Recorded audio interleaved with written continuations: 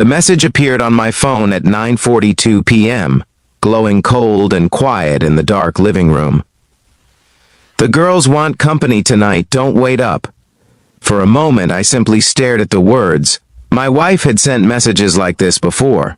Nights out with coworkers, drinks after work, spontaneous girls' nights. I never questioned it.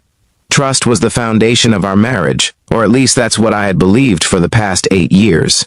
But that night, something felt different. Maybe it was the strange pause before she sent the message. Maybe it was the way my chest tightened when I read it. Or maybe it was the photograph sitting in my phone's gallery, the one I had taken only 10 minutes earlier. And when I replied to her message, I didn't send words. I sent a photo. Underneath it, I wrote only 4 words. Recognize them? Before the story begins, take a second to support the channel. If you believe in kindness, forgiveness, and second chances, please like the video, share it with someone who might need this story today, and subscribe to the channel. Your support helps these stories reach people who might need hope tonight. My name is Nathan Cooper, and until that night, I believed my life was simple. I lived in a quiet neighborhood outside Columbus, Ohio. The kind of place where the sidewalks were always clean, where kids rode bicycles in the evenings, and where neighbors waved from their porches as the sun went down. My wife, Melissa, worked at a marketing firm downtown, and I ran a small home renovation business. We weren't rich, but we had built a comfortable life together, or at least I thought we had. Melissa had always been ambitious. She worked long hours, often staying late for meetings, networking events, and company gatherings. I admired her drive. I told everyone how proud I was of her. I never wanted to be the husband who questioned her independence. But over the past few months, things had slowly changed. Her phone was always face down on the table. She began locking it with a new passcode. Her girls' nights became more frequent, and the stories about them were strangely vague. When I asked how the evening went, she would smile quickly and say something simple like, "It was fun," before changing the subject. Still, I ignored the uneasiness growing inside me, because love, when it's real, teaches you to trust. That evening had started like any other.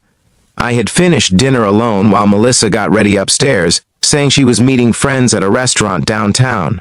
She wore a black dress I had never seen before, and for a brief moment, I wondered when she bought it. But the thought passed as quickly as it came. She kissed my cheek, told me not to wait up, and left.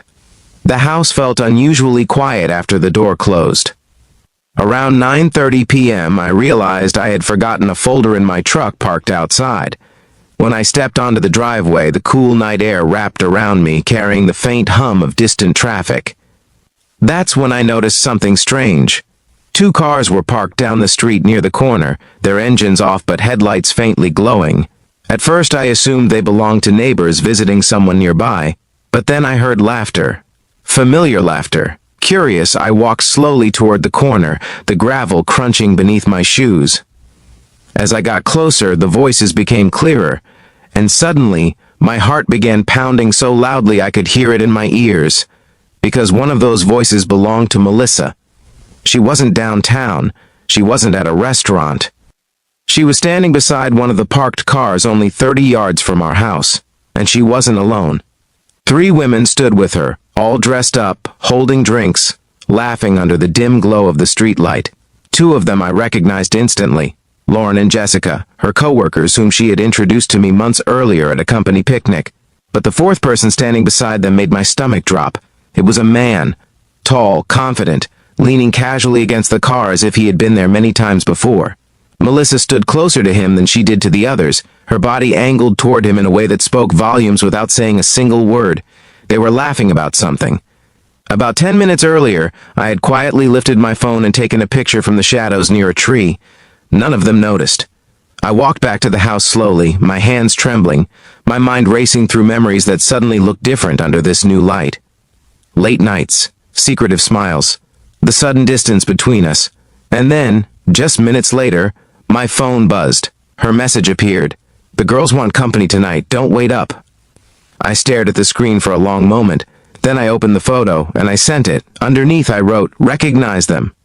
The response came almost instantly. First 3 dots appeared, then they disappeared, then appeared again. Nearly 5 minutes passed before another message arrived.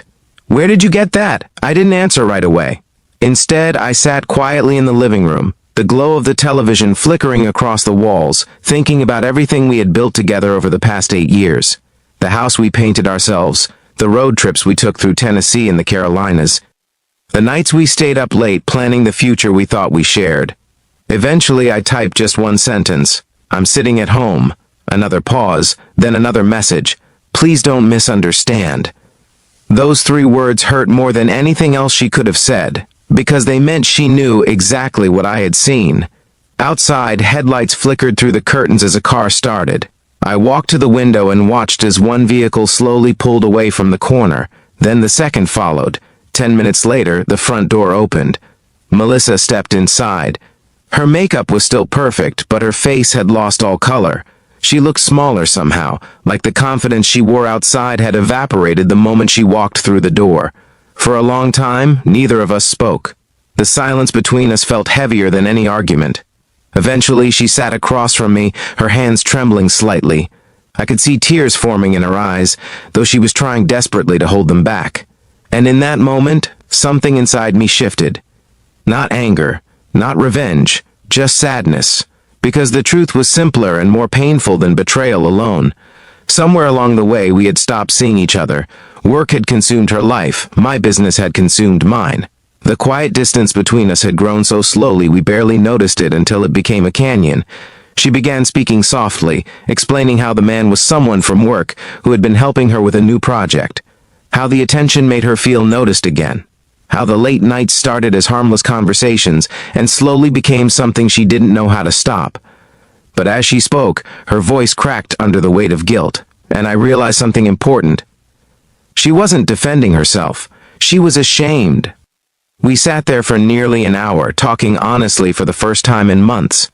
Not about blame, but about loneliness, about missed signs, about how easy it is for 2 people who love each other to drift apart without realizing it. Outside, the neighborhood had gone completely quiet. Finally, Melissa wiped her tears and whispered something that changed everything. She said she had already ended things with him earlier that night. That tonight had been meant to be the last time she saw him, a goodbye she didn't know how to explain to me. I didn't know whether to believe every word. Trust doesn't repair itself instantly, but I did know one thing. She was still sitting here, fighting for us, and sometimes love isn't about perfection. Sometimes it's about the courage to face the damage and try to rebuild anyway. Months have passed since that night. We started counseling. We began having dinner together again without phones. We started taking walks around the neighborhood like we used to when we first moved in. Slowly, the distance between us has begun to close. The scar will always exist. But scars mean healing happened.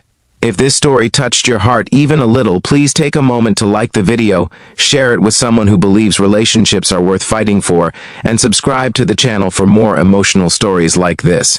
And before this story ends, I have one small request for you. Comment the word hope if you believe broken things can still be repaired.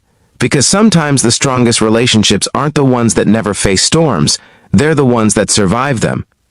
And on quiet nights now, when Melissa and I sit together on the porch watching the sunset over our Columbus neighborhood, I realize something simple but powerful. That photo I sent her that night didn't end our marriage. It saved it.